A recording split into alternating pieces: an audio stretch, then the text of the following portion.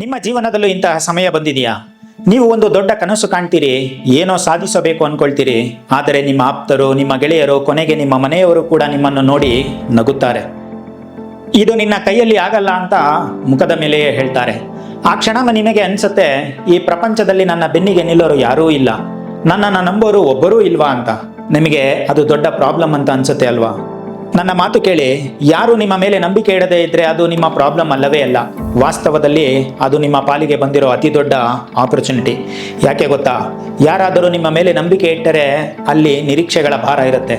ನೀವು ಅವರ ನಂಬಿಕೆ ಉಳಿಸಿಕೊಳ್ಳೋಕೆ ಕೆಲಸ ಮಾಡಬೇಕಾಗುತ್ತೆ. ಆದರೆ ಯಾರೂ ನಿಮ್ಮನ್ನು ನಂಬದಿದ್ದಾಗ ನೀವು ಆ ಎಲ್ಲ ಭಾರದಿಂದ ಮುಕ್ತರಾಗುತ್ತೀರಿ. ಇದು ನಿಮಗಿರೋ ದೊಡ್ಡ ಅವಕಾಶ.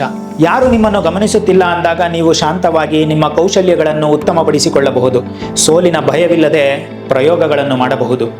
ಒಬ್ಬಂಟಿಯಾಗಿರೋ ಸಿಂಹ ಹೆಚ್ಚು ಅಪಾಯಕಾರಿ. ಯಾಕೆ ಗೊತ್ತಾ? ಅದು ತನ್ನ ಶಕ್ತಿಯನ್ನು ಪ್ರದರ್ಶನಕ್ಕಲ್ಲ, ಬದಲಾಗಿ ಗುರಿ ಮುಟ್ಟಲು ಮಾತ್ರ ಬಳಸುತ್ತೆ. ಜನ ನಿಮ್ಮ ಮೇಲೆ ನಂಬಿಕೆ ಇಟ್ಟಿಲ್ಲ ಅಂದರೆ ಅದರ ಅರ್ಥ ನೀವು ಅವರೆಲ್ಲರಿಗಿಂತ ಭಿನ್ನವಾಗಿ ಯೋಚಿಸುತ್ತಿದ್ದೀರಿ ಅಂತ, ನೀವು ಅವರಿಗಿಂತ ಮುಂದೆ ಇದ್ದೀರಿ ಅಂತ. ಈ ಆಪರ್ಚುನಿಟಿಯನ್ನು ಬಳಸಿಕೊಳ್ಳಿ. ಜನರ ಟೀಕೆಗಳಿಗೆ ಉತ್ತರ ಕೊಡಲು ಹೋಗಬೇಡಿ. ನಿಮ್ಮ ಯಶಸ್ಸು ಅವರಿಗೆ ಕಪಾಳ ಮೋಕ್ಷ ಮಾಡುವಂತೆ ಇರಲಿ. ನೀವು ಯಾರಿಗೆ ಏನನ್ನು ಸಾಬೀತುಪಡಿಸಬೇಕಾಗಿಲ್ಲ, ನಿಮಗೆ ನೀವೇ ಸಾಬೀತುಪಡಿಸಿಕೊಳ್ಳಿ. ನೆನಪಿಡಿ, ಇವತ್ತು ನಿಮ್ಮನ್ನು ನೋಡಿ ನಗುವವರು ನಾಳೆ ನೀವು ಗೆದ್ದಾಗ ನನಗೆ ಮೊದಲೇ ಗೊತ್ತಿತ್ತು ಅವನು ಏನೋ ಸಾಧಿಸ್ತಾನೆ ಅಂತ ಎಂದು ಹೇಳಲು ಮೊದಲಿಗರಾಗಿ ಬರ್ತಾರೆ. ಇದು ಜಗದ ನಿಯಮ. ಸೊ ಜಗತ್ತು ನಿನ್ನನ್ನು ನಂಬುತ್ತಿಲ್ಲ ಅಂತ ಕೊರಗಬೇಡಿ. ಆ ಒಂಟಿತನವನ್ನು ಶಕ್ತಿಯಾಗಿ ಮಾಡಿಕೊಳ್ಳಿ. ಆ ಅವಕಾಶವನ್ನು ಇತಿಹಾಸವಾಗಿ ಬದಲಾಯಿಸಿ. ಯಾರು ನಿಮ್ಮನ್ನು ನಂಬುತ್ತಿದ್ದರೂ ಪರವಾಗಿಲ್ಲ, ನಿಮ್ಮ ಮೇಲೆ ನಿಮಗೆ ನಂಬಿಕೆ ಇದೆಯಲ್ಲ, ಅಷ್ಟು ಸಾಕು.